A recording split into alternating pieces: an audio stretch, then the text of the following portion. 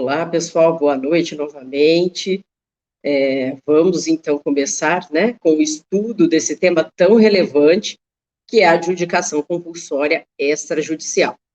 De antemão, já peço desculpas a todos vocês pela voz, né, eu fui pega de surpresa aí por uma sinusite bem chatinha aí, e tá um pouco difícil, a voz tá meio estranha, tá? Mas vamos com o conteúdo, né, seguindo aí no mesmo ritmo que a gente faz nas nossas aulas cotidianamente, aí, corriqueiramente, com os alunos do concurso de cartório, tá bom?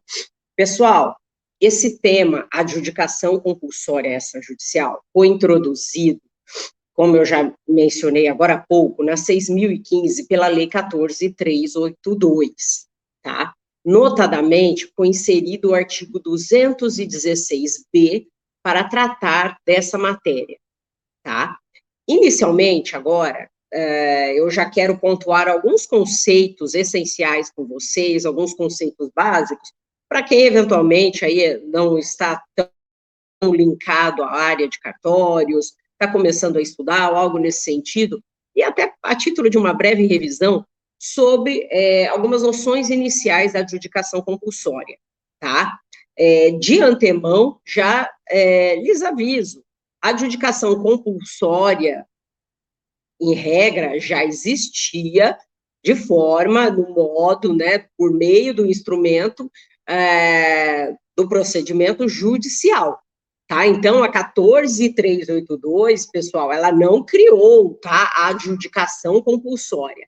O que ela introduziu foi um novo meio para que se realize a adjudicação compulsória, tá? Então, este meio agora, que também é uma nova via, é a via extrajudicial, tá? E a existência dessa nova via não tira do interessado o direito e a faculdade de, eventualmente, se valer da via judicial, tá? A fim de buscar a adjudicação compulsória de um imóvel. Então, é uma faculdade aí do interessado no sentido de, olha, pretendo fazer a adjudicação compulsória pela via judicial ou pela via extrajudicial, que é algo agora que o 216b nos permite realizar, tá? Qual que é a ideia, qual que é a importância de uma adjudicação compulsória, pessoal? A ideia é o seguinte, eu tenho inicialmente ali, por exemplo, um compromisso de venda e compra, com eventuais cessões ou coisas nesse sentido, e esse compromisso, ele representa, na verdade, o que? Um contrato preliminar, um contrato em que o objetivo final é de que as partes, né, cumpram a obrigação ali de contratarem a venda definitiva. Então, a ideia é essa, eu tenho ali um compromisso preliminar, um contrato preliminar, né, estabelecendo algumas condições da tratativa, mas com uma obrigação ali vinculada de se outorgar, né, ou receber um título de transmissão definitiva, né, do imóvel. Então, pessoal, quando eu falo em transmissão definitiva, em venda definitiva, o que isso quer dizer? Por exemplo, eu tenho primeiro, então, um compromisso de venda e compra.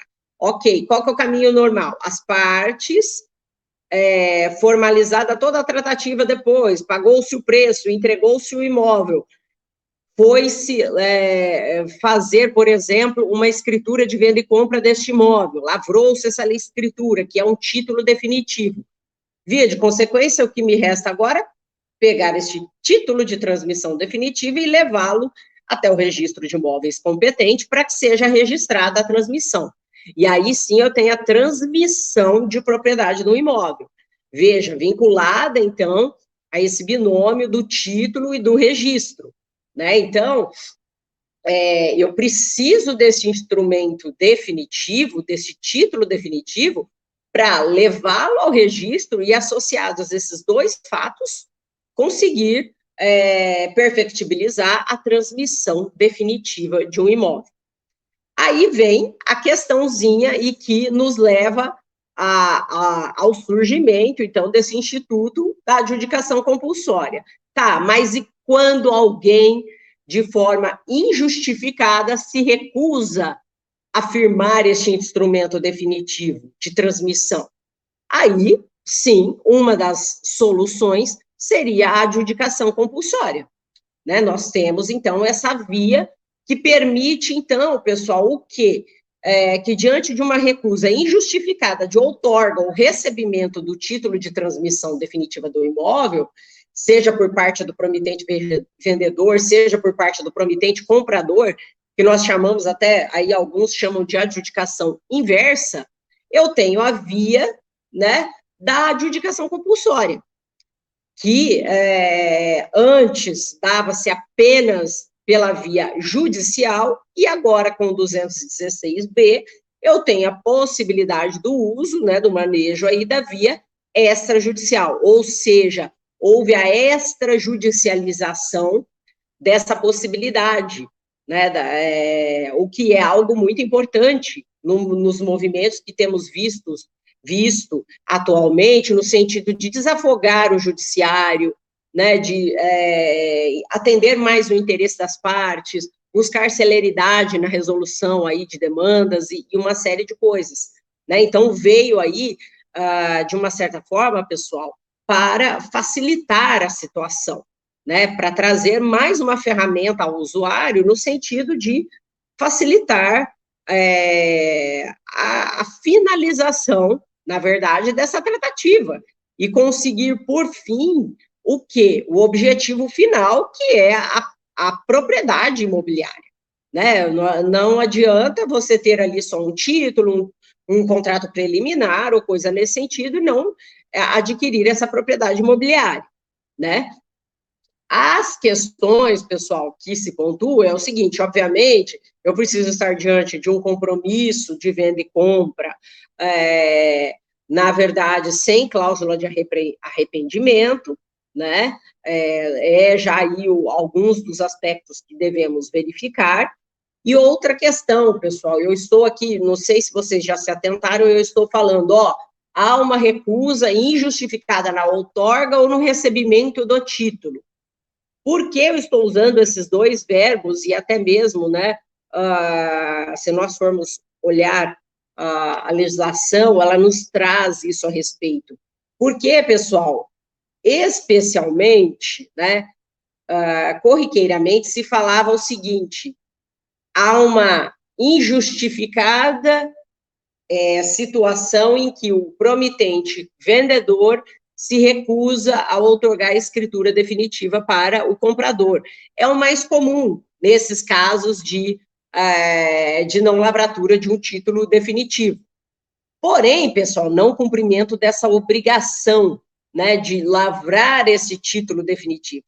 Porém, o que se acabou aí verificando na prática, em algumas situações, e nós temos jurisprudência e inúmeras situações a respeito, vemos, por exemplo, nos registros de imóveis adentrarem títulos nesse respeito, é a situação inversa, é a questão do recebimento, ou seja, o promitente vendedor quer lavrar a escritura definitiva, ele se dispõe, ele vai atrás do promitente comprador e esse se esquiva, ele foge, literalmente, da lavratura da escritura definitiva, por alguma razão, né? Sempre tem alguma razão ali, ou está com dívidas, ou quer esconder patrimônio, seja porque está se divorciando, N motivos aí que a inventividade humana pode criar.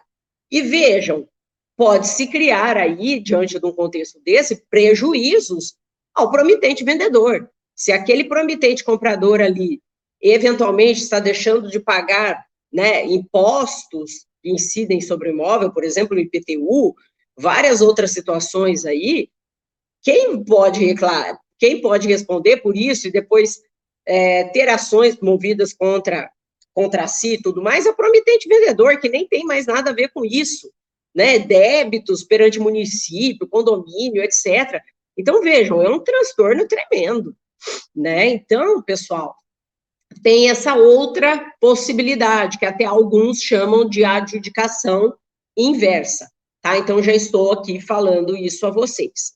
Legislação, pessoal, como eu disse a vocês, esse suprimento judicial, né, ou no caso agora extrajudicial, da outorga do instrumento definitivo de transmissão, né, que representa o quê? Dá-se a mesma eficácia daquele ato, né, que não está sendo praticado, há uma recusa em praticar, já vinha em artigos da nossa legislação pátria, CPC, se vocês pegarem o artigo 501, tá? O Código Civil 1418, depois façam uma leitura detalhada, vocês vão verificar já o tratamento sobre essa matéria, tá? Então, como eu disse, a adjudicação compulsória em si não é uma novidade da 14382. O que é novidade é a inserção da nova via, a via extrajudicial, tá? Então, é isso que nós devemos ter em mente e pensar, pessoal, né, nesse aspecto que eu disse a vocês, na valorização desse movimento de extrajudicialização, né? Para quem está estudando aí, eventualmente vai fazer alguma questão dissertativa, né, alguma coisa nesse sentido, é sempre bom ter isso em mente, né? Inclusive, muitos usam o termo desjudicialização. Errado não está, né? Mas até de uma forma mais lapidada, recomenda-se o uso do termo extrajudicialização da adjudicação compulsória, né, num movimento aí de busca de efetividade na resolução de litígios, né, e celeridade, né, não retirando, volto aqui a afirmar, do judiciário a competência também de tratar da matéria, tá? Ou seja, o interessado quer levar a matéria para a seara judicial, ok.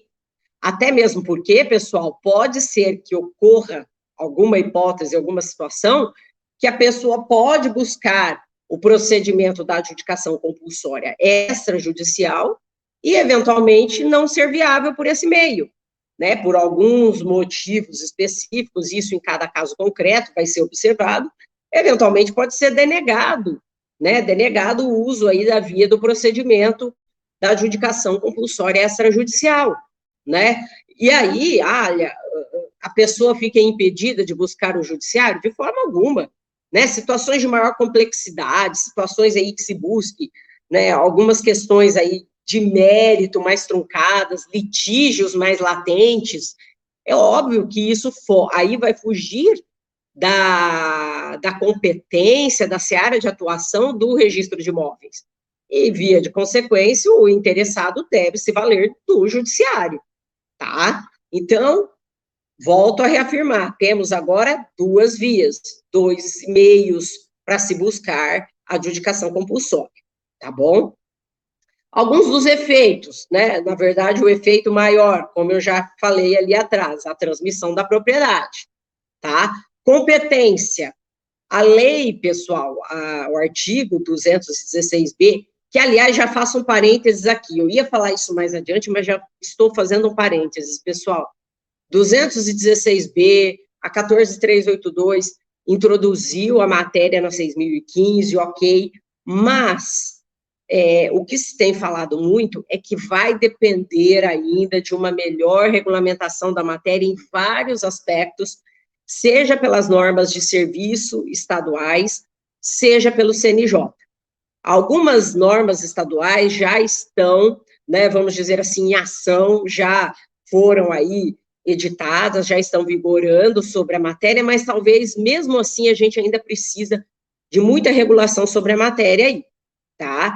Exemplo disso, nós temos o provimento 6 de 2023 de São Paulo, que trata da matéria, tá? Mas já adianto aqui, antes de começar até com essa questão da competência, que muitos pontos que eu vou tratar aqui com vocês, pessoal, eu trazendo para vocês, e quem aí está nas minhas aulas sabe disso, eu sempre tento trazer os dois lados, posicionamentos diversos que a gente vê sobre as matérias, o que é majoritário, o que determinada norma traz, a gente tenta fazer um apanhado geral aí para os alunos, tá? Mas nada aqui, né, e já digo longe de mim aqui, pensar em trazer conceitos ou definições aqui já como verdades supremas ou algo imodificável.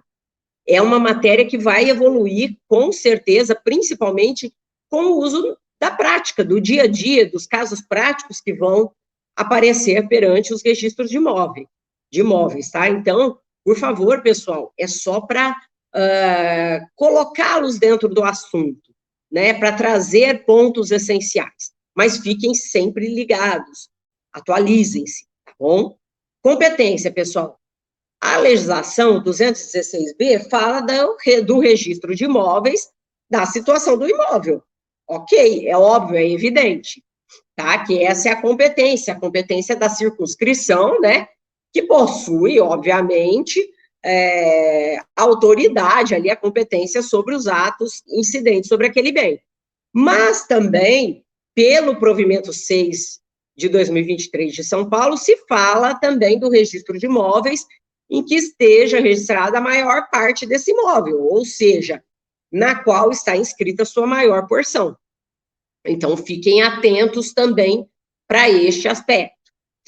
Agora, eu quero trazer aqui algumas observações aos senhores, antes de começarmos a tratar do artigo 216b e dos requisitos para para o nosso registro dessa adjudicação compulsória extrajudicial. Primeira coisa, e eu já mencionei isso para quem acompanha a gente nas aulas, quando eu ministrei a aula acerca do cancelamento do compromisso de venda e compra por inadimplemento, o artigo 251A, tá, da 6.015, que também veio aí pela nova legislação, eu fiz uma ressalva. Eu falei, pessoal, não façam confusão. Eu sei que talvez, isso é muito simplório, mas é sempre bom lembrar, né? Eu falei, não façam confusão deste instituto com a adjudicação compulsória extrajudicial. A adjudicação compulsória, pessoal, eu aplico nos casos em que há falta de outorga ou recebimento da escritura pública, por exemplo, do título de transmissão definitivo.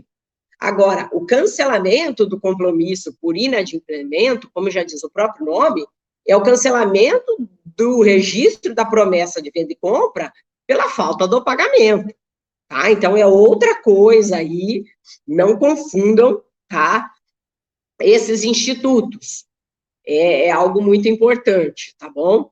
Outra coisa, pessoal, já falei, não vou repetir aqui, mas eu tinha colocado aí na observação, né, de se recomendar a denegação do pedido e a remessa ao judiciário, em casos aí, como eu já havia falado, em que haja insegurança, situações complexas, latentes conflitos, né, discussões profundas de mérito, alguma suspeita de fraude ou de burla à legislação vigente, como a tributária e a registral.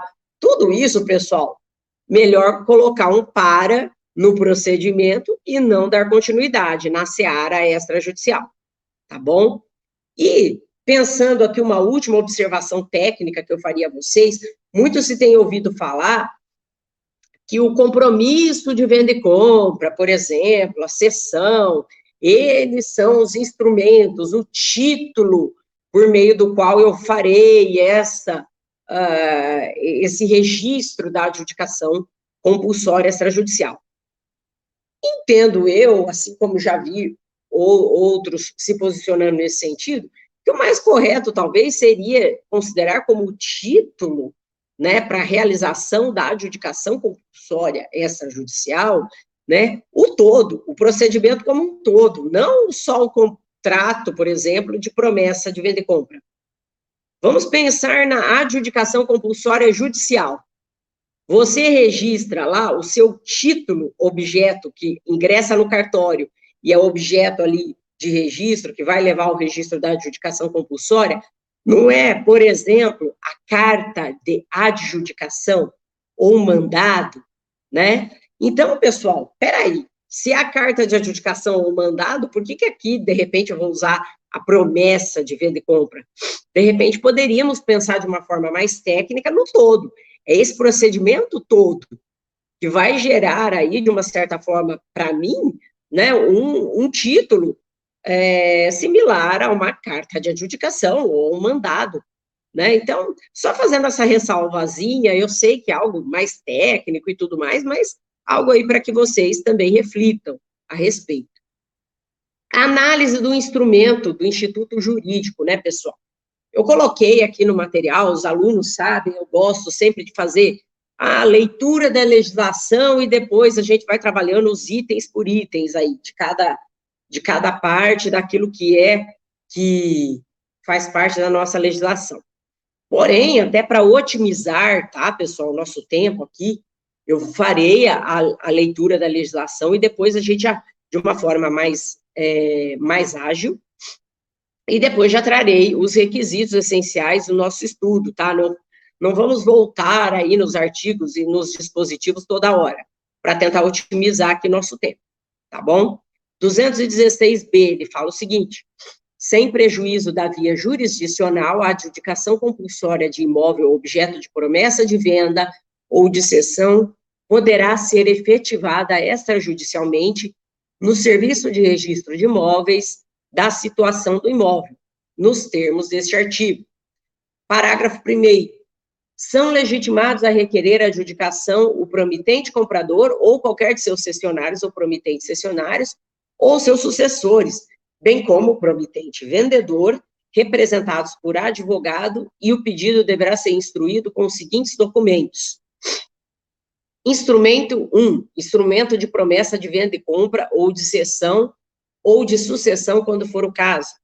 2, prova do inadimplemento caracterizado pela não celebração do título de transmissão de propriedade plena, no prazo de 15 dias, contado da entrega da notificação extrajudicial pelo oficial de registro de imóveis da situação do imóvel, que poderá delegar a diligência ao oficial de registro de títulos e documentos. 3, ata notarial lavrada por tabelião de notas, da qual constem a identificação do imóvel, o nome e a qualificação do promitente comprador ou de seus sucessores constantes do contrato de promessa, a prova do pagamento do respectivo preço e da caracterização do inadimplemento da obrigação de outorgar ou receber o título de propriedade. 4, certidões dos distribuidores forenses da comarca de situação do imóvel e do domicílio do requerente, que demonstrem a inexistência de litígio envolvendo o contrato de promessa de venda e compra do imóvel objeto da adjudicação. 5, comprovante de pagamento do respectivo imposto sobre a transmissão de bens imóveis e TBI. 6, procuração com poderes específicos. Parágrafo 2º, o deferimento da adjudicação independe do prévio registro de instrumentos de promessa, de compra e venda ou de cessão e da compra e da comprovação da regularidade fiscal do promitente vendedor. Parágrafo 3º, à vista dos documentos a que se refere o parágrafo 1º deste artigo, o oficial de registro de imóveis, a circunscrição onde se situa o imóvel, procederá ao registro do domínio em nome do promitente comprador, servindo de título a respectiva promessa de venda ou de cessão ou instrumento que comprove a sucessão. Aqui, pessoal, já de antemão, já também faço uma pontuação a vocês, tá? Nossa aula aqui, né, data de 24 de abril de 2023, então muitos aí já devem estar cientes, quem acompanha, houve vetos nessa legislação, porém eles caíram. Então, havia vetos presidenciais aí sobre a questão da ata notarial, a regularidade, né, dos impostos, da regularidade fiscal, a questão relativa à necessidade ou não do registro prévio do compromisso de venda e compra. E, assim, o detalhe, pessoal, é que muitos dos vetos acabaram sendo feitos em razão de um determinado item do dispositivo, porém, excluiu-se o dispositivo todo, porque você não pode fazer um veto parcial. Então, caíram alguns conteúdos que deixavam a legislação sem sentido nenhum, bem confusa, aberta a certos questionamentos, enfim. Não vou me atentar aqui ao veto, porque os vetos caíram, né? Então, temos agora aqui a possibilidade de já tratar da legislação atualizada, tá bom? Os requisitos, então, pessoal, para eu proceder à adjudicação compulsória extrajudicial, em análise ao artigo 216b, e também, pessoal, isso que eu já falei a vocês, há questões que a gente tem ouvido os doutrinadores, o pessoal da área, né, os operadores do direito, alguns provimentos que já saíram, né, sobre a matéria. Então, eu fiz um apanhado, tentei fazer um apanhado geral para tratarmos do assunto, tá? Então, primeira coisa também, alguns até fazem, né, falam assim, a gente poderia fazer um paralelo com alguns casos aí de uso capião extrajudicial? Para alguns, sim, né, no silêncio aí da legislação, de normas, eventualmente usar alguns conteúdos da uso capião extrajudicial. Enfim, pessoal, é algo que nós vamos caminhar, tá? Temos aí a necessidade de aguardar as normas de serviço e o CNJ, né, trazerem aí para a gente a legislação a respeito, tá bom, pessoal?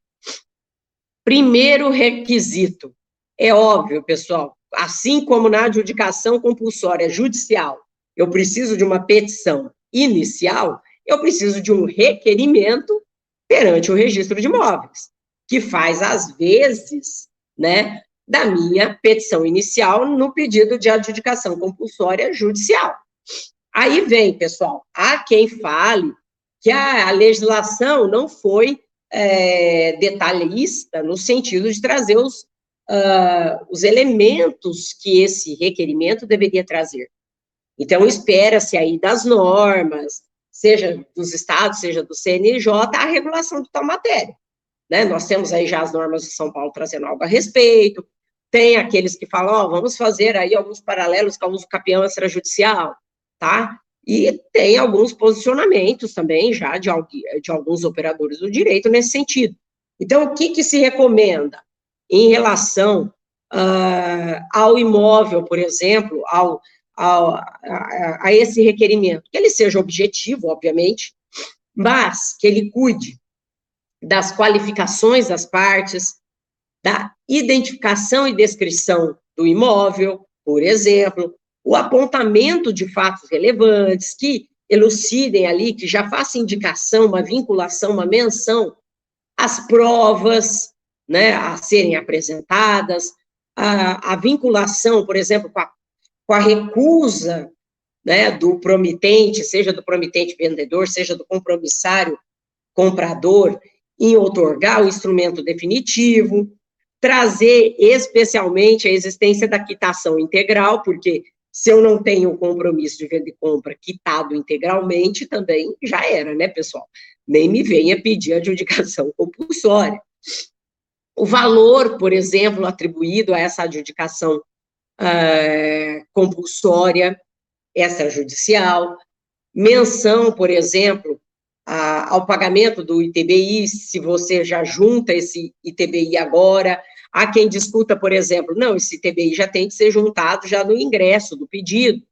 Há quem fale, não, faça o requerimento e, havendo um deferimento aí da adjudicação compulsória extrajudicial, aí se recolhe o ITBI.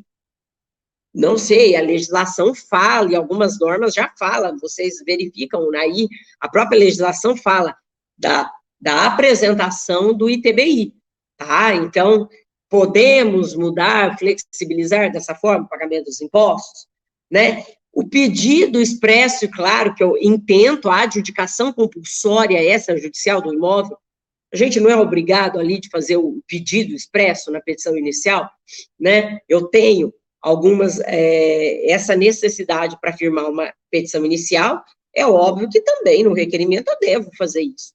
As assinaturas do advogado, do requerente, tá? E aí, falando em assinaturas, há aquela questão, reconhece firma ou não reconhece? Há quem entende que não, há quem entende que sim. Então, vejam as questões aí que nós temos, né, diante da gente. Eu vi correr aqui rapidinho, pessoal, colega falando sobre, salvo engano, a necessidade do georreferenciamento de imóveis rurais. Sim, eu preciso georreferenciar um imóvel rural. A adjudicação compulsória, pessoal, seja ela judicial ou extrajudicial, ela é, na verdade, forma de aquisição derivada de propriedade. Eu tenho que pensar o seguinte, a minha adjudicação compulsória, ela faz, às vezes, de uma escritura de venda e compra, por exemplo. Quando o tabelião te manda lá a escritura de venda e compra definitiva de um imóvel para que você registre, se tratar de um imóvel rural e estiver dentro das necessidades que a lei impõe ali do georreferenciamento, eu não sou obrigada a pedir? Obviamente, sou sim. Então, cabe sim o pedido de georreferenciamento do imóvel rural, tá? E acredito eu, até mesmo diferenciando, por exemplo, de casos de desapropriação, em que eu vejo, por exemplo, né, principalmente muitos julgados aqui do Estado de São Paulo, no seguinte sentido: olha, a desapropriação é forma de aquisição originária da propriedade, não derivada como a adjudicação compulsória. Mas, no caso, por exemplo, da desapropriação, autoriza-se georreferenciar somente a parte destacada. Mas, mesmo assim, vejam vocês, a parte destacada é obrigada, né, a seguir aí a especialidade objetiva, e eu preciso do GEL. Agora, no caso da adjudicação compulsória extrajudicial, eu já vejo diferente. Eu tenho aí uma forma de aquisição derivada, e a gente tem de dar o mesmo tratamento, por exemplo, das escrituras públicas. Então, infelizmente, aí muito provavelmente, a depender do caso, eu precisarei fazer não só o GEL daquilo, sei lá, se houver algum destaque, alguma coisa aí, objeto dessa adjudicação, não só dessa área, mas do imóvel como um todo, né? Pelo menos a um primeiro sentir, eu penso assim.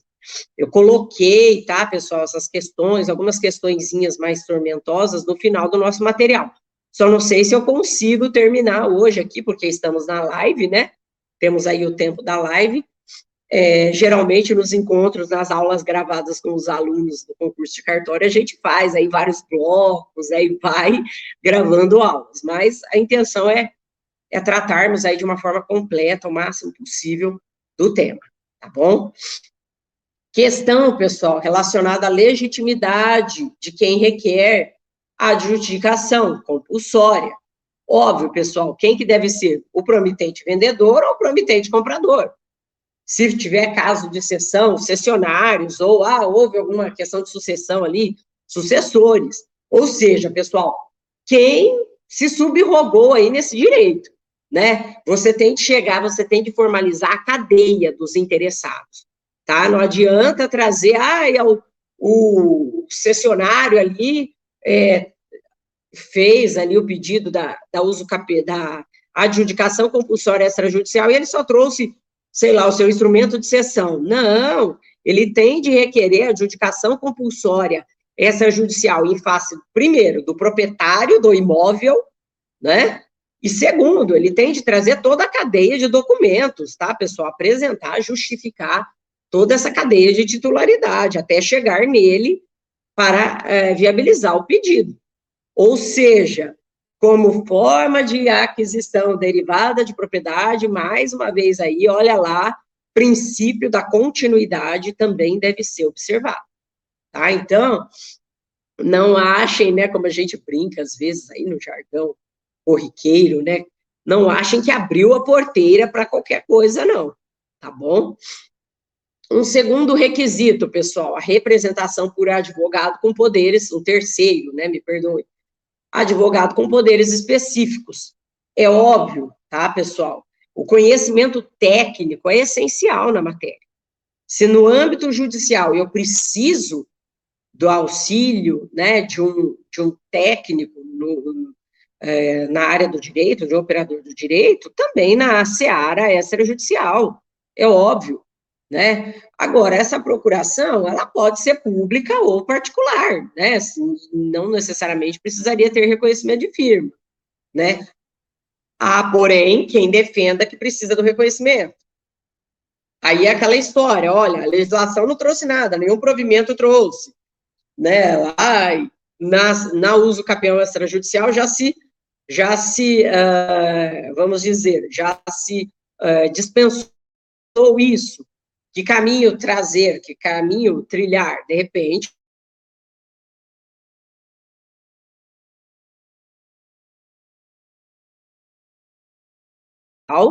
tá? Receber as notificações e tudo mais, assinar, formalizar o requerimento, né? Ô, Isabel, eu vou pedir só para você repetir um pouquinho essa última parte, porque cortou um pouquinho a tua transmissão. Deixa eu voltar aqui, nós dois em tela cheia. Eu vou pedir só que você volte só um minutinho, que deu uma travadinha nessa última parte aí, com relação ao requerimento, que deu uma travadinha, tá bom? Perfeito. Obrigado. Voltando, então, ao requerimento, pessoal. Travamos aqui. O requerimento, pessoal, ele é essencial. O operador do direito é indispensável, assim como na petição inicial da modalidade judicial, é indispensável essa presença de um operador do direito, no caso, o advogado. A questão sobre a procuração ser pública ou particular, no caso a particular sem reconhecimento de firma, talvez venha algo, né, tratar mais especificamente a respeito, né, de uma forma mais definida. O que alguns falam no uso capião extrajudicial já se dispensou, por exemplo, na procuração particular, esse reconhecimento. De repente, aqui também podemos fazer. E lembrando, os poderes específicos ao advogado para que ele possa formalizar o requerimento, receber as notificações e coisa nesse sentido, tá? A perguntinha que eu faço aqui a vocês é o seguinte, né? A gente não vê isso também, eventualmente, ali na uso capião extrajudicial, e alguns fazem esse questionamento. E o requerido, ele precisa de advogado? Talvez, pessoal, a depender da situação, sim, especialmente se ele quiser fazer alguma impugnação, trazer conteúdo, né, de que haja uma necessidade enfim, de uma fundamentação técnica adequada, né, até mesmo para que ele exerça o requerido, o seu direito ao contraditório e ampla defesa, que lhe é dado esse direito, por exemplo, na esfera judicial. Então, aí fica uma questão, né, na esfera judicial, por exemplo, as duas partes têm procuradores. Você pega um título ali, uma carta de adjudicação, você verá petições de ambos os lados, né, falando a respeito. E aí, e na extrajudicial? Vamos pedir também, né, àqueles que falam, não tem necessidade, ele também já deu a ciência, ele já foi notificado antes, já se recusou em outorgar um instrumento definitivo, né, de transmissão do imóvel e etc., né, a lei não prevê isso, não fez antes, né, não impugnou, né, seria caso aí até de uma segunda notificação que se faz, ou se faz essa segunda notificação ou não, né, há quem entenda que sim, por cautela, há quem entenda que não, uma série de coisas, e até da parte da notificação, depois eu vou falar algumas coisas com vocês. Mas, a princípio, adianto a vocês que é algo interessante, é algo a se pensar, e talvez sim, seja recomendável, seja prudente, que haja também o advogado por parte do requerido, em algumas hipóteses aí em especial, tá bom?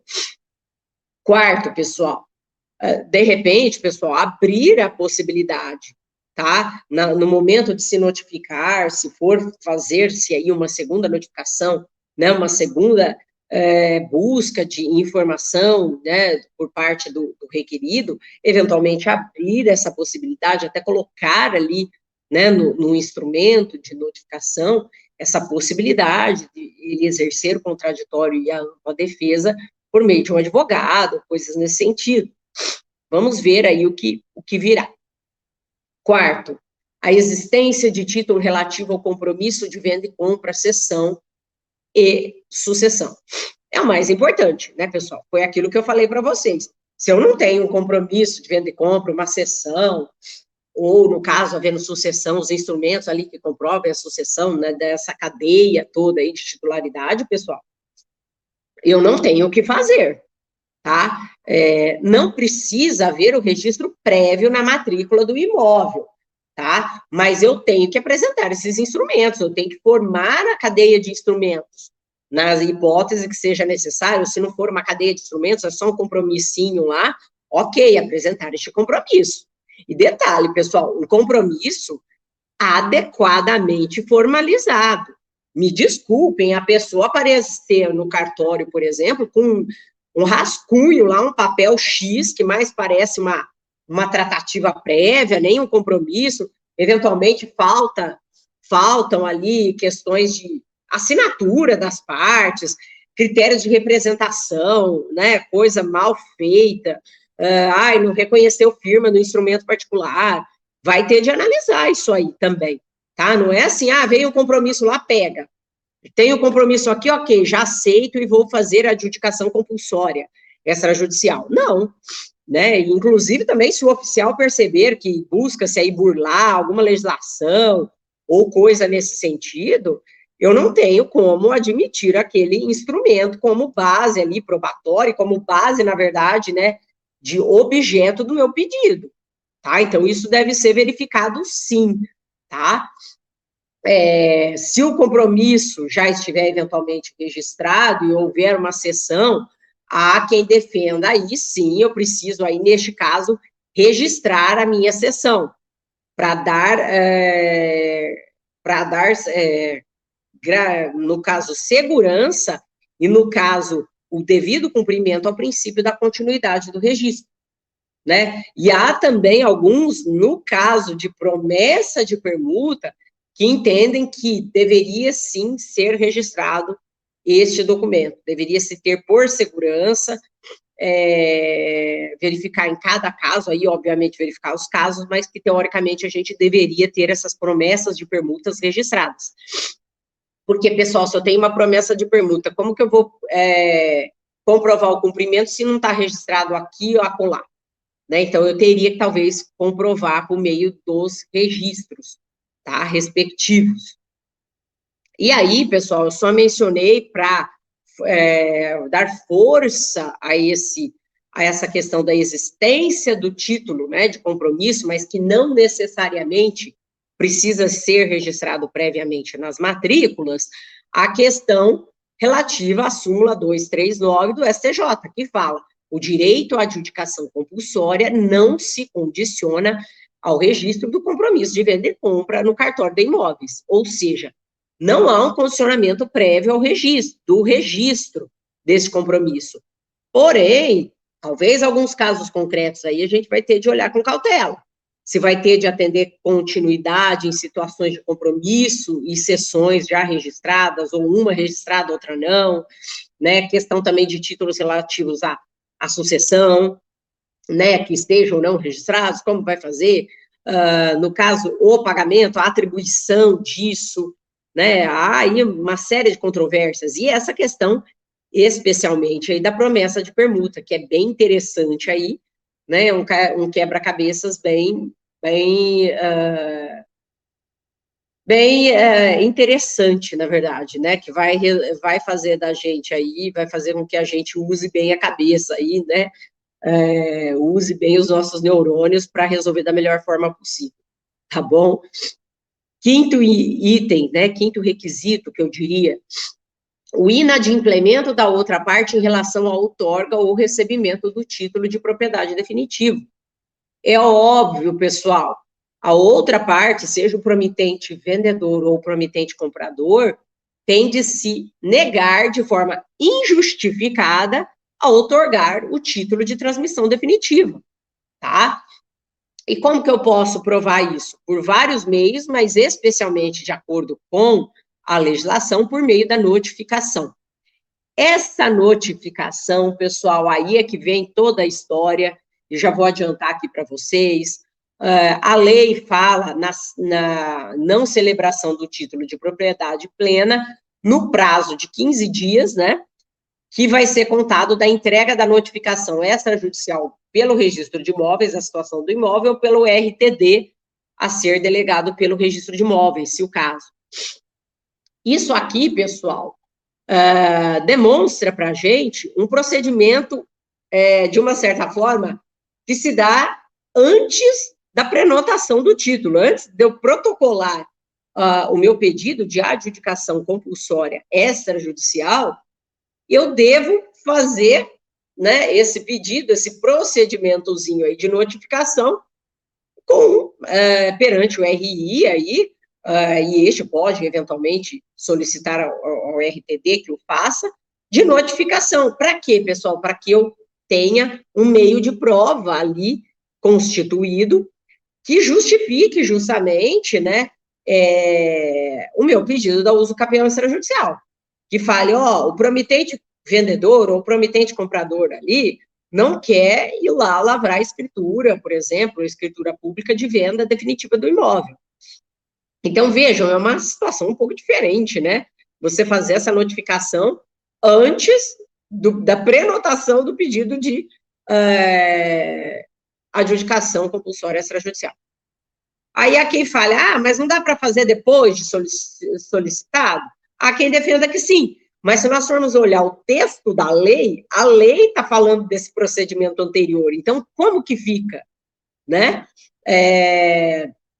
Há pessoas aí, né, que entendam que, olha, de repente, faça o pedido e a partir da realização do pedido, aí sim, o registrador vai lá e tenta fazer essa notificação, tenta buscar essa recusa. Seria interessante, né, até porque já fica aí essa ciência também por parte do outro solicitante.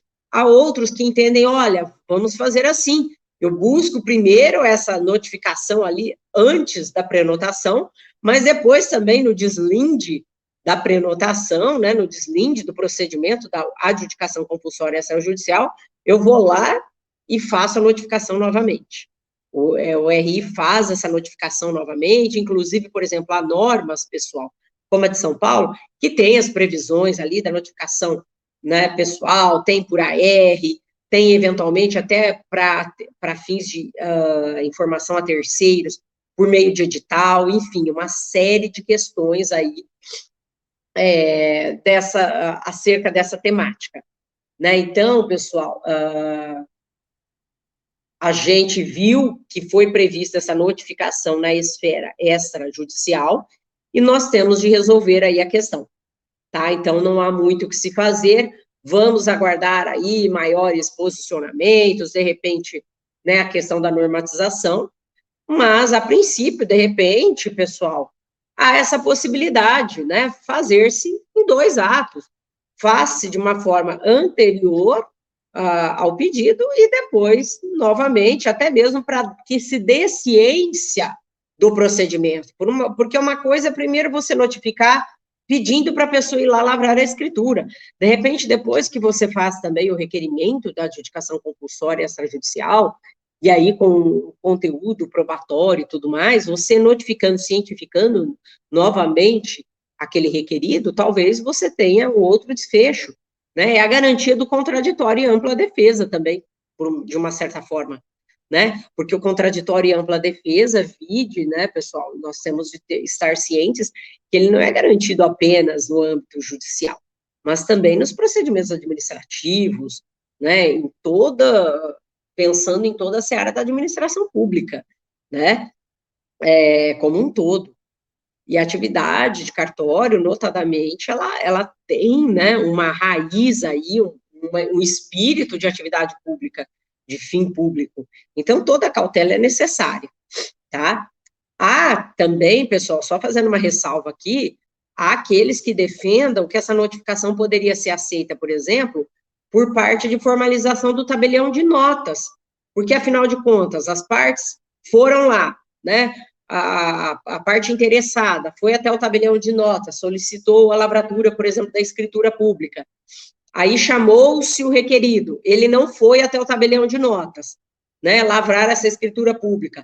De repente, uma certificação, né, não certificação, mas um documento expedido aí pelo tabelião de notas, pode ser, né, hábil, poderia ser hábil, como talvez essa notificação prévia. Olha, o indivíduo se recusou a lavrar a escritura pública, né? Poderia, talvez, ser utilizado como meio de notificação, essa notificação prévia, né, antes do próprio pedido da adjudicação compulsória? Para alguns, sim. Tá? Então, vejam quantas coisas podem ser trabalhadas e ditas, né, nesse aspecto. E o importante também, pessoal, é entendermos o seguinte: após, né, esse decurso aí do prazo dos 15 dias, vai se fazer o quê? Contato da notificação, eu vou certificar que o requerido se manteve inerte, tá? E aí eu gero essa certificação de que, olha, o fulano de tal se manteve inerte quanto a lavratura da escritura pública, né, ou do instrumento aí de transmissão definitiva, tá? Então, é interessante pensarmos aí nas possibilidades, vamos ver o que vem, se virá mais alguma coisa a respeito. Há normas que reproduzem essa notificação prévia e, ao mesmo tempo, depois falam dessa notificação depois, no âmbito do procedimento, que talvez seja o mais seguro mesmo, mais adequado, mas fiquemos atentos, tá? O adimplemento da obrigação de pagar, ou seja, quitação. Não adianta, meu querido e minha querida, você buscar a adjudicação compulsória extrajudicial e nós termos aí algum problema em relação à quitação. Se esse compromisso de venda e compra não foi quitado, obviamente a sua parte foi descumprida, obviamente você não tem direito à adjudicação compulsória, seja judicial, seja extrajudicial, tá? Então, é uma prova a ser juntada, tá? A questão da quitação é uma prova indispensável, né? E eu posso trazer recibos, outros documentos viáveis, eu vou ter de analisar isso em cada caso concreto, né? Não adianta, os meios de provas, né, até mesmo pelo nosso CPC, eles são amplos, então eu tenho aí uma N possibilidades de produção de prova. Só preciso que seja segura, né, e de uma certa forma idônea, né, para comprovar essa quitação. Uma questãozinha, né, que a gente sempre gosta de trazer um senão, é a questão muito específica atinente à prescrição do direito de cobrar preço eventualmente não pago. Porque, nesse caso, né, autorizaria-se a eventual não apresentação da prova da quitação, tá? Isso, por exemplo, na esfera judicial, né, é muito tranquilo de se verificar, né, os juízes afastam, ok, né, agora, pode-se verificar isso na esfera extrajudicial, né, se, por exemplo, alguma questão relativa a um preço que eventualmente não foi pago, mas que está prescrito, né, ali na esfera extrajudicial, eu posso reconhecer isso, ou necessariamente eu devo judicializar, né, essa questão? Há quem entenda que eu poderia fazer a adjudicação compulsória extrajudicial, sim.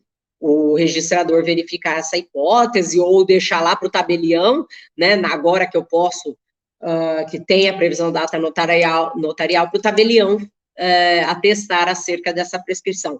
Mas será que seria o correto, seria o mais viável, né? Não seria talvez algo aí a submeter-se, não obstante ser uma prescrição e tudo mais, termos aí jurisprudência nesse sentido, não seria o mais viável submeter-se isso ao judiciário para uma apreciação, né, com o direito ali das manifestações das partes, etc. Então, assim, é importante pensarmos também nesse aspecto, né, vamos ver aí o que pode vir, se virá algo nesse sentido, em normatização, decisões, enfim. O item 7, pessoal, inexistência de ações judiciais envolvendo a promessa de compra e venda do imóvel. Aqui eu vou falar para vocês que, olha, legislação tem falado, disposto de uma forma, algumas normas aí, como eu falei, por exemplo, o próprio provimento, salvo engano, provimento 6, né, de São Paulo, né, o provimento 6/2023, a professora tem de se hidratar também, né? Vamos lá, pessoal.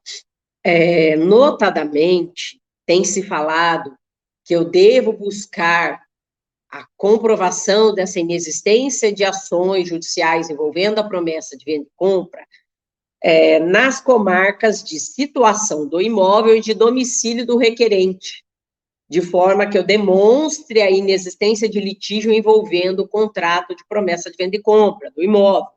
Isso seria uma regra. Mas isso é seguro? Seria suficiente para alguns? Sim. Mas sempre tem aqueles que entendem que, olha, espera aí, vamos pensar mais um pouquinho. Se você pegar o artigo 47 do CPC, seu parágrafo 1º, assim como eventual legislação até consumerista, pessoal, Há quem entenda que se deve ter cautela e que talvez deveria se pedir também as certidões de ações relativas, tá, ao foro do domicílio do réu, ou seja, de quem é requerido nessa adjudicação compulsória, ou também, né, ali, eventual foro de eleição existente no contrato, no compromisso de venda e compra. Por quê, pessoal? A gente tem de lembrar que o compromisso de venda e compra ali, eventualmente, está numa discussão na seara obrigacional ainda, né? Então, o artigo 47, ele nos fala o seguinte: para as ações fundadas em direito real sobre imóveis, é competente o foro da situação da coisa. Ok. Ação fundada em direito real. Parágrafo 1º. O autor pode optar pelo foro de domicílio do réu ou foro de eleição se o litígio não recair sobre direito de propriedade, vizinhança, servidão, divisão e demarcação de terras e denunciação de obra nova, né? Então, pessoal, fica aí, né, essa questão sobre essas certidões de ações, quais serão consultadas. Em regra, é a situação do imóvel e o foro, né, como nós vimos aí, do domicílio do requerente, né? Mas não seria caso também do domicílio do réu e o foro de eleição? E tem mais um detalhe, pessoal, se nós pegarmos aquelas situaçõezinhas em que haja sessões, etc., eu terei de fazer a consulta em toda essa cadeia. Porque, eventualmente, um sujeito ali no meio de uma sessão está tendo discussão sobre este compromisso, sobre a sessão. Então, vejam, não é algo tão simplista essa questão relacionada às certidões, tem de se tomar cuidado, tá? E também, alguns, para acrescentar aí a cerejinha no bolo, entendem que a questão é mais delicada ainda, a depender do tipo de ação judicial que pode envolver a demanda, né? Porque pode influenciar no imóvel. E aí, nós podemos fazer, né? Quais os tipos de ação que podem prejudicar o andamento da adjudicação extrajudicial? Por exemplo, se eu tenho um problema ali que o requerido na adjudicação responde por uma ação em que se discute uma eventual nulidade, né, daquela transmissão que foi feita anteriormente a seu favor, várias outras coisas, viu, pessoal? Então, fiquemos atentos, porque tem chão aí, tem coisa para se pensar e se refletir. Deverá ser visto em cada caso concreto, né? Obviamente, as normas trazem a legislação, vamos atentar aí às melhores práticas, tá bom? Ata notarial, antes havia sido vetada, né? Agora voltou, e é algo muito importante, né, pessoal? Venhamos e convenhamos, é um instrumento muito, muito válido, né? Ele dá uma garantia de fé pública ao procedimento, maior segurança, estabilidade, né? O tabelião pode fazer uma análise ali prévia de algumas questões e facilita, né? E deixa mais claro o procedimento, ele pode antecipar questões ao usuário, né? Orientar, pacificar as partes, né? Dar maior celeridade, toda uma garantia essencial da condição ali da presença do tabelião, tá? Porém, de novo, lá vem eu com o outro lado, né? Há quem discuta que a questão da ata notarial é desnecessária, né? É algo aí, um pouco excesso da lei, e a ata vai acabar reproduzindo tudo aquilo que já está sendo apresentado e requerido pelo interessado. Já tenho ali um requerimento, que vai elucidar e vincular várias questões ali, vinculação com quitação também, com a prova, né, da não outorga da escritura, qualificação das partes. Se eu preciso de qualificação das partes, identificação de imóvel, valor, essas coisas já devem constar ali no requerimento e no próprio instrumento particular de promessa de venda e compra, né? O recibo eu vou precisar da quitação, eu vou precisar da notificação acerca da recusa em se lavrar o instrumento definitivo. Então, alguns perguntam, para que eu precisaria da ata notarial? Né? A ata, ela serve de prova, e não consta provas, né? Na verdade, apresentar as provas ao tabelião para que conste na ata, que é meio de prova, né? Isso que se pergunta. A ata é meio de prova, mas aí eu vou lá no tabelião e apresento as provas para que conste na prova, né? No meio de prova. É o que alguns questionam, mas, pessoal, até se questiona, ela vai, por exemplo, atestar a certificação lá, né, do registrador de imóveis ou do TD sobre a notificação que ficou infrutífera, né, e que gerou a inércia, mesmo dados os 15 dias ali para que a outra parte lavrasse o instrumento, não foi lavrada. Aí muitos questionam, poxa, o tabelião vai ali atestar isso em ata, algo que já era da fé pública do registrador, né? Ou seja, pessoal, tem esses argumentos. Mas há os argumentos, sim, favoráveis à ata notarial, e com certeza, pessoal, é um trabalho essencial, tá? A função de pacificação do tabelião de notas, de orientar as partes, é essencial, né? Então, eventualmente, ali, numa análise prévia, ele já até consegue falar para a pessoa, olha, acredito que isso aqui não seria o melhor caminho, isso não se enquadra neste caso, né? Tem N situações, às vezes até na busca de pacificação e resolução da questão. Então, por que não a ata notarial? Acho que é um instrumento importante, de repente, aí, para se constar, sim, no procedimento, né, para que se junte ao procedimento, tá? Havendo diligências, né, também há possibilidade de diligências para essa ata, e aí alguns falam, olha, se não houver diligências, qualquer tabelião poderia lavrar essa ata. Agora, se demandar diligências, eu preciso que ela seja lavrada pelo tabelião da situação do imóvel, tá? Isso aí é o entendimento que se tem, tá bom? E, pessoal, nono e último requisito, o pagamento do imposto de transmissão e ITBI. A gente pede também na apresentação da carta de adjudicação, por exemplo, judicial, não seria na extrajudicial que nós não pediríamos. Não é forma de aquisição originária de propriedade, então tem sim de apresentar. Alguns falam, apresenta depois de certeza do deferimento do pedido, ou no trâmite do procedimento. Pessoal, a guia já, né, o imposto eventualmente já pago, mesmo com antecedência, se não for agora resolvida a questão, ela pode ser aproveitada e apresentada numa outra ocasião. Por exemplo, não foi possível fazer na esfera extrajudicial. Se depois eu der ensejo ao procedimento judicial de adjudicação compulsória, eu apresento essa guia, que já foi paga anteriormente, né? Então, não há muito o que se fazer. A gente sabe, pessoal, que tem controvérsias, os julgados, os precedentes do STF ali, né, que o ITBI só deve ser pago com a transferência do domínio, e a transmissão imobiliária se dá o quê? Com o registro. Porém, pessoal, a discussão tormentosa sobre isso, a questão até relacionada à cessão de compromisso, o judiciário vinha tratando, né, o STF vinha tratando de uma forma, mas ainda não se posicionou de forma final sobre isso, e até se bloqueou ali aquele posicionamento que existia no sentido de não se exigir ITBI na cessão.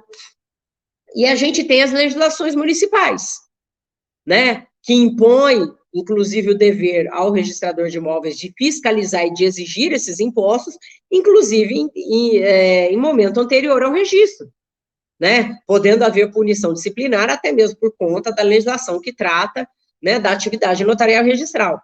Então, pessoal, para que brigar com o bendito ITBI?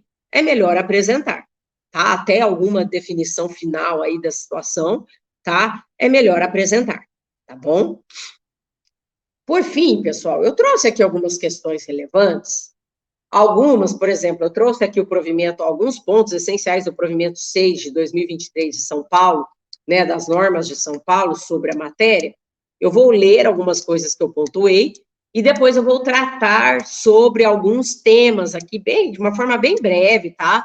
Só para tentar deixar de uma forma o estudo, né, principalmente dos nossos alunos aí do concurso de cartório, tentar deixar esse estudo o mais completo possível, né, ressaltando que a gente está sempre aberto aí aos questionamentos dos nossos alunos e naquilo que for possível auxiliá-los aí, tanto no crescimento de estudos para concurso, como na vida profissional, crescimento pessoal, a gente está aí à disposição, né? É sempre importante contribuir para a evolução das pessoas, mesmo porque a evolução de todos também é a nossa evolução, né? Vamos lá, olha só aqui que o provimento 6 traz. Documentos, apresentação em original e algumas peças em original ou cópia autenticada. É óbvio, pessoal, você não vai apresentar uma cópia simples de um compromisso de venda e compra, tá? Original. Se você fosse registrar, você não, né, não apresentaria o original do compromisso? Sim, né? Então, pelo menos aqui pelas normas, fala apresentação do original e algumas peças em original ou cópia autenticada. São Paulo também já prevê a possibilidade, óbvio, é salutar isso, a prorrogação da prenotação, né, até a solução aí das questões relativas à notificação e o andamento do procedimento, eventual necessidade juntada de documentos faltantes, etc. Notificação ao advogado de forma eletrônica. A inércia do requerente cancela o procedimento e a prenotação. Notificação para em 15 dias úteis o requerido impugne ou demonstre a outorga do título. O silêncio presumirá concordância. Olha só o que a norma de São Paulo traz para a gente. Notificação pelo RI, RTD, e tem lá o AR e o edital. Aí a gente tem de verificar as hipóteses ali pela norma de São Paulo. Olha que coisa interessante, que trouxe ali, esmiuçou algumas questões. O requerido é casado ou convive em união estável. Eu tenho de notificar também o cônjuge ou companheiro. Requerida pessoa jurídica, eu vou, né, notificar quem? Representante legal. Consentimento do requerido não demanda a presença do advogado. As normas de São Paulo falam isso, mas aí tem aquele aspecto que eu falei para vocês, e algumas situações pontuais, né, e a questão do contraditório e ampla defesa, será que em todos os casos seria dispensável realmente a presença desse advogado? Né? Há que se pensar. A impugnação, o RI poderá fazer a conciliação e mediação, havendo uma impugnação. Olha só, a legislação prevê isso, a nossa norma aqui. Possibilidade de diligências também por parte do RI. O RI pode indeferir impugnação fundada e verificar se tentativa de burla à legislação registral e tributária. Na verdade, pessoal, ele pode indeferir, né, uma impugnação, aqui eu me equivoquei no material, tá? Impugnação infundada, tá? Ele pode indeferir a impugnação infundada e verificar, né, se há aí até uma tentativa de burla à legislação registral e tributária.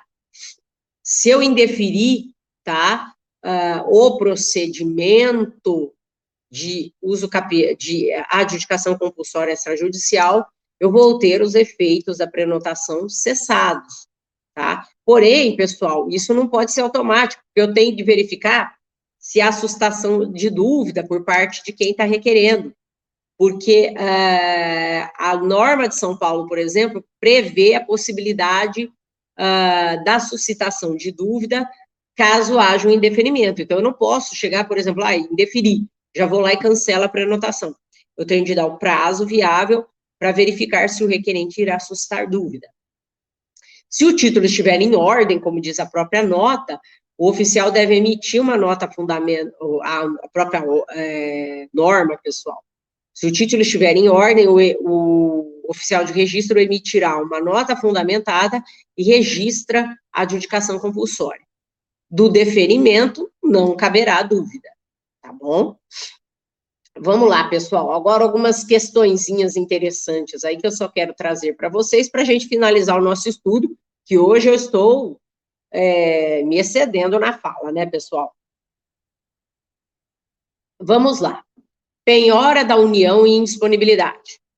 Eu não estou falando aqui para vocês, não falei em várias ocasiões, que a aquisição por adjudicação compulsória, seja ela judicial ou extrajudicial, é uma forma de aquisição derivada?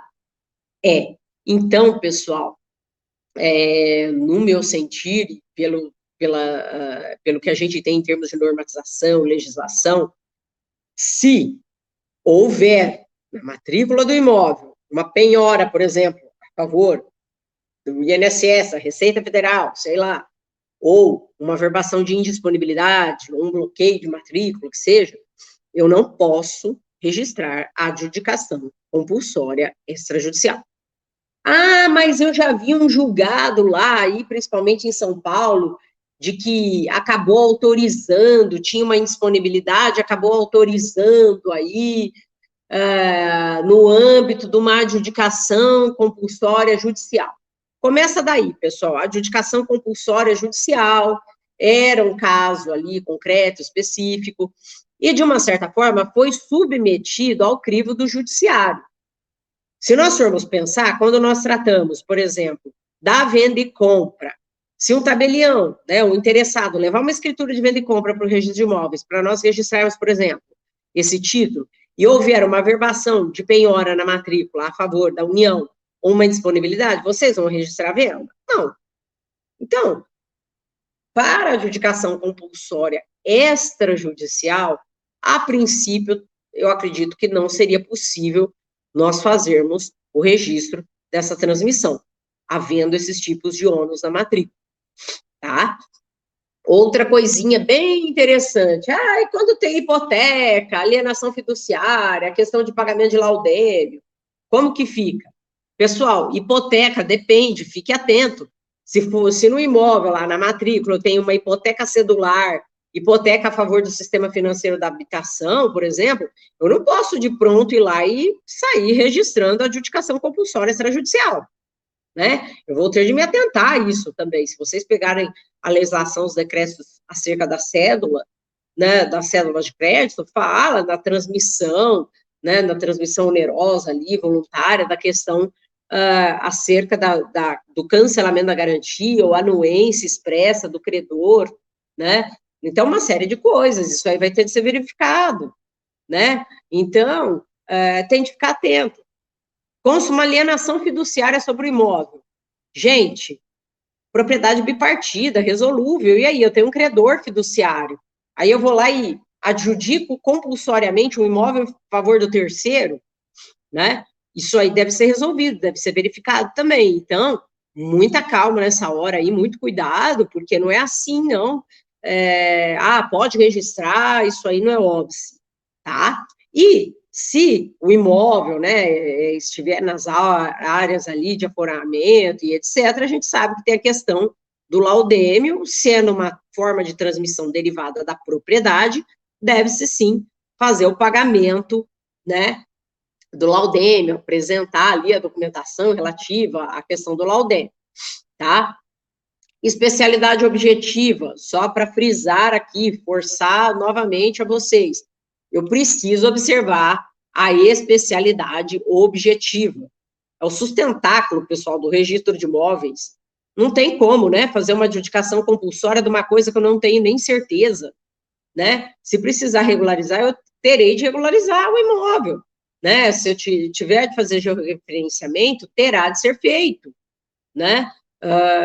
Então, tudo isso deve ser observado, né? A especialidade subjetiva também, inclusive, atender de forma conjunta a continuidade do registro, né? Porque estou diante de uma forma de aquisição derivada de propriedade.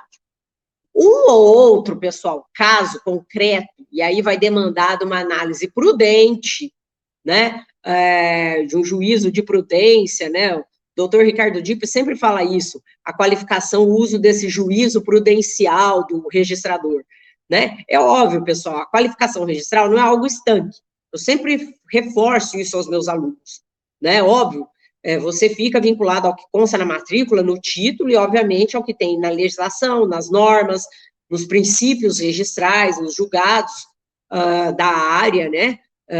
Mas, pessoal, cada caso ainda é um caso, né? E o registrador de imóveis também é um operador do direito. Então, deve ter prudência e razoabilidade em verificar, em qualificar cada tipo de título. Eu não tenho aqui como dar uma regra geral que se encaixe em todos os casos. a priori, a princípio, eu preciso, sim, obedecer à especialidade subjetiva e à continuidade, tá? Mas, a depender de uma situação ou outra, a gente vai ter de verificar, né? Verificar se dá para fazer em determinadas hipóteses perante o registro de imóveis, ou se vai ser caso de denegar e o interessado buscar a via judicial, tá? Envolve imóvel rural? Preciso apresentar aqueles documentos que todo cartório pede? Sim, transmissão derivada de propriedade. Então, eu preciso apresentar, sim, CCIR, né, a certidão da Receita ali relativa ao ITR, o DIAC, o DIARTE do exercício vigente, do exercício fiscal atual, CAR, se o imóvel não tiver inscrição no CAR, deverá ser pedida. Se for caso de georreferenciamento, deverá ser feito o georreferenciamento, né? Mais uma vez, eu estou aqui frisando, não se abriu a porteira, tá, pessoal? Por favor, não pensem, agora resolveram todos os meus problemas, né? Vejam, pessoal, até mesmo na uso capião, a adjudicação, a especialidade objetiva é essencial.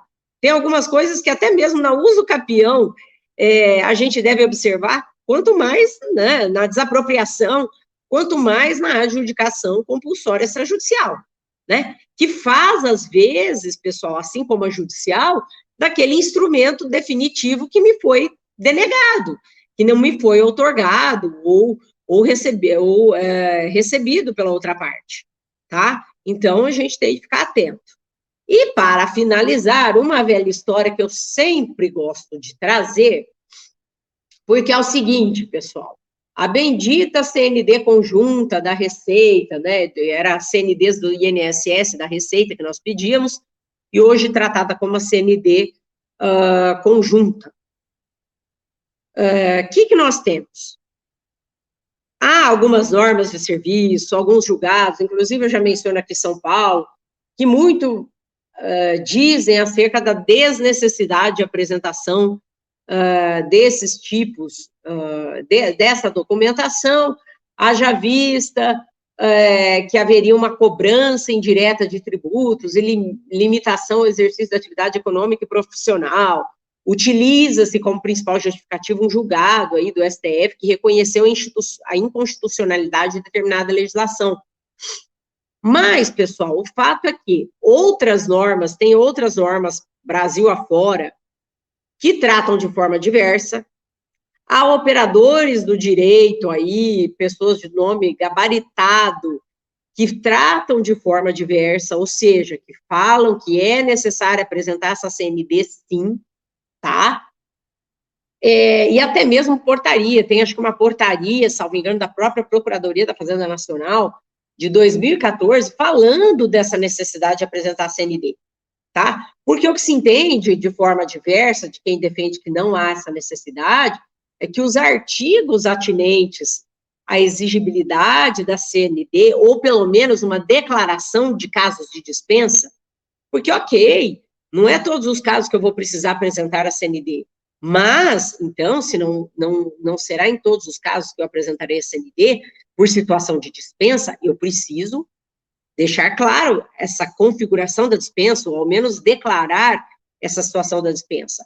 Então, pessoal, há entendimento no sentido de que os artigos atinentes à apresentação das CNDs, eles não foram afetados pela essa inconstitucionalidade de um caso lá que o STF julgou, e que nem mesmo ocorreu aquilo que a gente chama de declaração de inconstitucionalidade por arrastamento, né? E que, eventualmente, eu declarei aqui a inconstitucionalidade de um artigo de lei, mas, por fundamento, por lógica jurídica e noção do contexto jurídico da matéria, acaba, né, por arrastamento, né, acaba aí por resultado prático aí, óbvio, também se declarando a inconstitucionalidade de outros dispositivos. Esses dispositivos não foram declarados inconstitucionais expressamente. Então, pessoal, fico aqui, deixo aqui, na verdade, a vocês aí o meu questionamento acerca disso, inclusive até para dar mais fogo aí nessa fogueira, o próprio veto presidencial que existia antes, aí na 14382, sobre essa matéria, era justamente acerca da CND, porque numa redação original falava-se que era dispensada, depois a razão do veto foi no sentido de que ela é exigível, e ali tem N justificativas da exigibilidade, e aí depois o veto caiu, e agora se fala da inexigibilidade. A questão é, pede ou não pede? Né? Imagine aí uma adjudicação compulsória extrajudicial milionária, gigantesca, ou que você perceba que, às vezes, algumas empresas,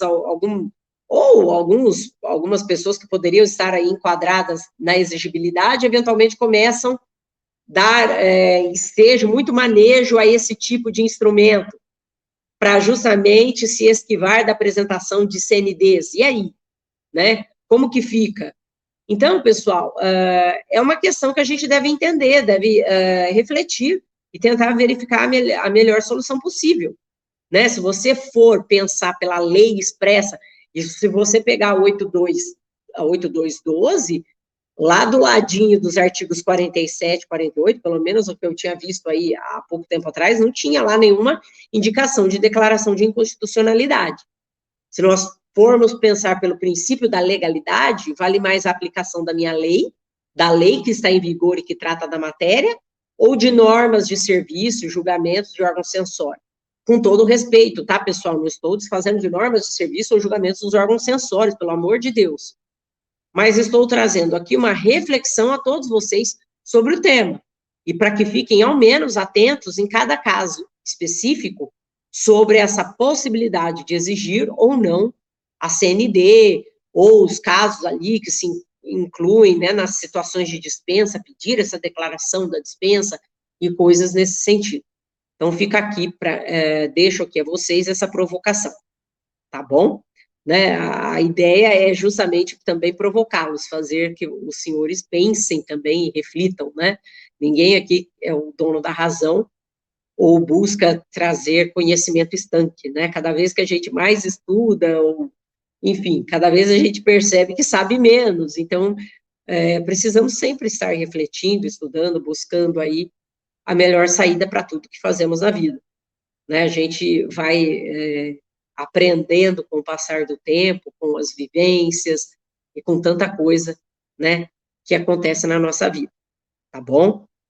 É isso, pessoal, estou aberta a questionamentos, dúvidas, aos nossos alunos do concurso de cartório, a gente tem sempre aí a linha direta para que os senhores entrem em contato com a gente havendo necessidade, e espero, de uma certa forma, ter contribuído de alguma maneira com o conhecimento aí de vocês, com aprimoramento técnico, profissional, seja para quem presta concurso, para quem trabalha em cartório ou advoga, enfim, espero aí ter contribuído de alguma maneira com todos vocês. E, mais uma vez, peço desculpas pela voz aqui, porque a sinusite me pegou feio, tá bom? É isso, pessoal, uma boa noite, uma ótima e iluminada semana a todos vocês.